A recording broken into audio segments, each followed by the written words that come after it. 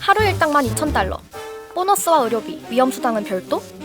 경력직은 연봉 6만 달러에서 10만 달러까지? 와, 당장 이력서 넣어야 하나 싶은 굉장히 솔깃한 제안인데요. 사실 이건 지금도 쉽게 찾아볼 수 있는 용병 채용 공고 내용입니다. 아프가니스탄, 인도양, 아프리카, 그리고 전쟁 중인 우크라이나까지 전 세계 곳곳에서 활약할 민간인 전투원을 찾는 수요가 끊이지 않고 있는 거죠. 안 되겠습니다. 궁금한 건 직접 확인해야 직성이 풀리는 1910 수사팀. 오늘은 민간 군사기업에 대해 철저히 수사해봤습니다. 용병, 그게 돈이 됩니까? 오늘 키워드는 용병 전쟁입니다. 인류 역사 통틀어 전 세계 어느 곳에서도 전쟁이 일어나지 않았던 평화로운 날은 모두 합쳐봐야 5일이 채 되지 않는다고 합니다. 특히 전쟁터에서 없어서는 안 될 존재인 용병은 고대 이집트에서부터 그 기록이 발견될 만큼 인류의 가장 오래된 직업군으로 알려져 있는데요. 오늘까지도 600여 개 기업, 약 200만 명 이상의 용병이 전 세계 각지에서 활동하고 있다는 분석이 있지만 정확한 수치는 누구도 알기 힘듭니다. 그런데 바로 그 용병 중 한 곳이 최근 고용주의 등에 칼을 꽂는 반란을 일으켜 세상을 깜짝 놀라게 했는데요. 바로 500일 넘게 이어지고 있는 러시아 우크라이나 전쟁에서 벌어진 사건입니다. 장본인은 바그너 그룹, 미국의 블랙워터, 남아공의 이오와 함께 악명 높은 러시아의 민간 군사기업입니다. 바그너의 수장은 올해 62세의 예브게니 프리고진, 사기와 절도, 매춘, 알선 등으로 감옥에서 9년 넘게 썩었던 유년 시절과 달리 출소 후 시작한 길거리 핫도그 장사가 대박이 나며 올리가르히, 즉 신흥 재벌에 등극합니다. 푸틴이 그의 레스토랑을 자주 찾으며 친분을 쌓았고요. 평소 책을 많이 읽고 술은 입에도 대지 않는 등 똑똑하고 엄격한 사람으로 알려져 있습니다. 그런 그가 지난 2013년 러시아 정보총국 특수여단 소속이자 레드 마피아 출신인 드미트리 우킨과 함께 민간 용병 기업 바그너 그룹을 창설했습니다. 여기서 바그너는 히틀러가 좋아했던 작곡가 이름이면서 우킨의 암호명이기도 하죠. 돈 냄새를 제대로 맡았는지 타이밍 하나는 정말 기가 막힌데요. 바로 이듬해 러시아가 크림반도를 침공하게 된 거죠. 바그너 그룹의 용병들은 우크라이나 동부 돈바스 지역에서 친러시아 반군을 지원하며 위세를 떨치기 시작합니다. 이후 바그너 그룹과 프리고진은 푸틴과 러시아의 이익을 위한 온갖 활동들을 하면서 푸틴의 요리사라는 별명을 얻게 되고요. 2016년에는 댓글 부대를 동원해 트럼프 대통령을 지원 사격하는 등 사이버전도 치른 적이 있죠. 미 FBI 수배 명단 등극! 시리아 내전, 아프리카 내전 등에도 개입해 칠러 독재자들을 돕고 그쪽 정부로부터 석유, 가스, 금, 다이아몬드 등 각종 이권을 얻어내며 막대한 부를 얻게 됩니다. 물론 그 돈의 상당 부분은 푸틴이 챙겨가는 구조이고요. 특히 이번 우크라이나 전쟁에서는 러시아 정규군보다도 더 강력한 화력으로 전장 곳곳을 누볐고 최대 격전지인 바흐무트 전투에서는 9개월 만에 점령에 성공하는 데 큰 공을 세우면서 바그너의 용병들은 러시아의 영웅으로까지 불립니다. 그랬던 그가 왜 갑자기 반란을 꾀한 걸까요? 지난 6월 23일 금요일 밤 우크라이나에 주둔하고 있던 8천여 명 규모의 바그너 그룹 민간인 용병들이 전차를 이끌고 갑자기 러시아 본토를 향해 진격하기 시작했습니다.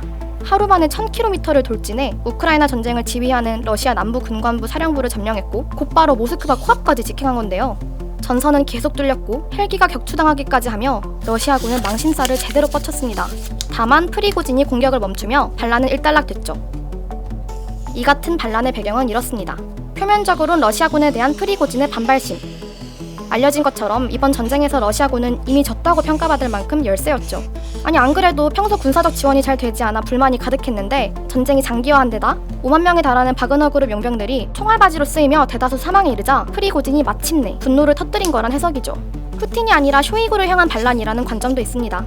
세르게이 쇼이구는 러시아 국방장관인데 갈수록 영향력이 비대해지는 바그너 그룹과 늘 알력 다툼을 빚어온 인물로 유명하죠.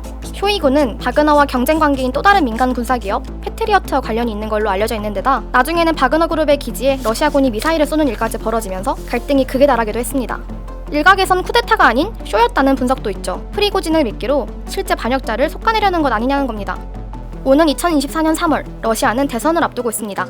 푸틴이 뒤통수 당할 만큼 약한 지도자의 모습을 일부러 보여주면서 국민과 군을 결집시키고자 했다는 해석인데요. 실제로 이번 반란을 방조했다는 의혹을 받는 세르게이 스로비킨 러시아군 항공우주사령관의 행방이 묘연한데요. 반란 이후 체포를 당한 거다, 푸틴의 홍차를 마신 거다 의견이 분분합니다. 반란 사태 이후 5일만 푸틴은 프리고진과 바그너 그룹 지휘관들을 크렘린궁으로 불러 용서하는 시츄에이션을 연출했습니다.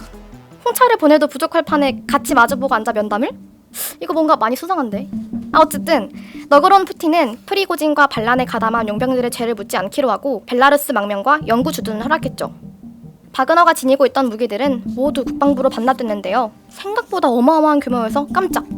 2,500톤 이상의 탄약과 2만 정 이상의 소형 화기, 수많은 탱크와 그레드 및 우라간 다중발사 로켓 시스템, 판치르 지대공 미사일 시스템까지 무려 2,000개 이상의 무기와 장비를 보유하고 있던 것으로 밝혀졌습니다. 웬만한 나라의 육군을 무장시킬 수준이라고 하네요. 덜덜. 현재 바그너 그룹 용병들은 뿔뿔이 흩어져 귀향하거나 일부는 벨라루스에, 일부는 러시아 정규군에 합류했습니다. 프리고진은 바그너 수장에서 물러났고 푸틴의 지명에 따라 전직 러시아군 대령이자 바그너 그룹 임원인 안드레이 트로셰프가 바통을 이어받았습니다. 게다가 푸틴은 말을 바꿔 바그너 그룹에 대한 조사에 착수했는데요. 정부가 지난 1년간 바그너 그룹에 지불한 정부 예산 2조 5천억 원의 사용처를 조사하겠다고 천명한 것이죠. 이걸 한마디로 하면 나 살려는 드릴게. 결국 푸틴 입장에서는 힘이 커져도 너무 커져버린 프리고진은 획 버리고 쓸모있는 바그너 그룹만 그대로 물려받은 셈이죠. 감탄 고토 토사구통 신세. 바그너 그룹처럼 세계의 분쟁을 비즈니스 모델로 삼는 민간 군사기업 PMC는 90년대 냉전 종식 이후 급증했습니다. 일자리를 잃은 군인들, 과잉 생산된 무기는 PMC의 등장을 불러왔고 끊이지 않고 거세지는 각국의 갈등은 용병의 수요와 인기를 부추겼죠. 한 조사에 따르면 글로벌 용병 시장은 2022년 2,500억 달러에서 2030년 4,500억 달러로 크게 성장할 것으로 예상됩니다. 세계 최강 군대를 지닌 미국은 용병 활용에 가장 적극적인 국가입니다. 이미 지난 이라크전 때 군인과 용병의 비율이 1대 1.25로 용병 비율이 훨씬 높았는데요. 이제는 전투기 수십 대를 지닌 기업까지 등장하는 등 고도의 전문성까지 갖추기도 합니다. 왜냐면 경쟁력이 곧 돈이니까요. 미국의 PMC 기업은 실전에서 쌓아올린 가장 최신 데이터와 최신 장비를 갖추고 미군 측에 고품질 군사 서비스를 제공하고 있죠. 중국도 용병을 적극적으로 키우려는 나라 중 한 곳인데요. 중국을 중심으로 한 경제구상 1대1로를 추진하는 과정에서 많은 중국인 노동자들이 해외에서 죽임을 당하자 중국 정부는 지난 2009년 민간 보안기업, 즉 PSC 창설을 합법화했습니다. 한 통계에 따르면 중국의 PSC 기업은 현재 무려 4,000개에 달하며 대부분 인민해방군 또는 무장경찰 출신들로 구성돼 해외 전역에서 활동하고 있다고 하네요. 한국에도 민간 군사 기업이 활동 중이고 외국 해역을 오가는 상선들을 경호하거나 중동 지역 건설 현장에서의 경비를 맡는 등 다양한 임무를 수행 중이죠. 국가 간의 분쟁들이 생기면 군이 개입하게 되면 이제 전쟁으로 이어지기 때문에 이런 민간 군사 업체를 선택해서 나라로에서 충돌이 일어나는 그런 걸 막기 위해서 오히려 이런 식으로 용병으로 활용을 하죠. 작전 지역이 보통 인도양인데 인도양 안에서도 UKMP에서 지정해놓은 그 위험 구역이 정해져 있었어요. 실제 총기를 사용을 하고 플로팅 베슬이라 그래서 무기들을 다루는 그런 조그만 선박들이 있어요. 탄 이런 것들이 이제 보관을 하게 되는데 컨테이너나 이런 거에서 막 숙식을 할 수 있게끔 배 공해상에 떠서 가거나 그런 시스템으로 좀 돼 있어서 해적을 마주할 수밖에 될 수가 없고 초반에는 해적들이 총기를 가지거나 그래서 바로 유관 식별이 가능했는데 이제 그 뒤부터는 어선들로 위장해 있는데 이제 정상적이지 않은 그런 활동들을 보이게 되면 해적선으로 다 의심을 이제 상사들하고 계약을 하고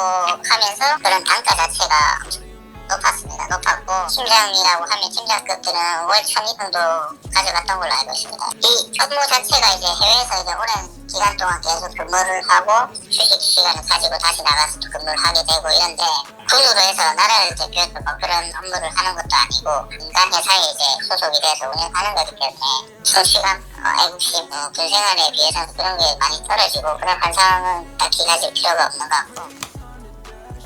용병은 민간인이 전쟁터에 참여한다는 점에서 윤리적인 비판이 항상 뒤따르기도 합니다. 미국의 악명 높은 PMC 블랙워터는 바그다드에서 이라크 어린이와 여성 등 민간인 17명을 살해하면서 지탄을 받았었고 러시아의 바그너 그룹 역시 교도소 복역 중인 중범죄자들을 용병으로 데려온다든가 아프리카에서 수십 명의 민간인을 학살하는 등 법과 제도방 모습들로 논란이 되곤 했거든요. 논란이 일 때마다 고용주인 정부 측은 아주 손쉽게 우리와는 상관없는 일이라고 치부해버리면 끝. 징집 없이 군사들을 쉽게 모아 무리하고 잔인한 작전도 앞장서서 수행하고 혹시 문제가 생기면 쉽게 꼬리를 자를 수 있으니 아주 매력적일 수밖에 없겠죠. 전문가들은 이번 러시아 우크라이나 전쟁을 기점으로 용병과 민간 군사 기업의 활용이 한 단계 더 진화할 것이라고 보기도 합니다. 바그너 그룹은 정부의 비호 아래 러시아 전력의 10%를 차지할 만큼 크게 성장했고 실제 전쟁에서 전투 능력을 입증했습니다. 어떤 이는 앞으로 PMC 기업끼리의 충돌이 빚어질 가능성을 제기하기도 합니다. 러시아 못지않게 우크라이나도 PMC 활동이 왕성한 국가이기 때문이죠. 용병의 인기가 늘어난다는 건 그만큼 지구촌 내 갈등도 증폭되고 있다는 것 아닐까요? 우크라이나 전쟁과 바그너 그룹, 그리고 프리고진의 반란. 이번 사건을 통해 다시 한번 전쟁의 외주화에 대해 많은 생각을 하게 됩니다. 시사 내용을 쉽고 재미있게 풀어드리는 1Q60. 다음 제보 영상을 보고 싶으시다면 구독 버튼 꾹, 좋아요도 함께 눌러주세요. 그럼 다음 영상으로 만나요.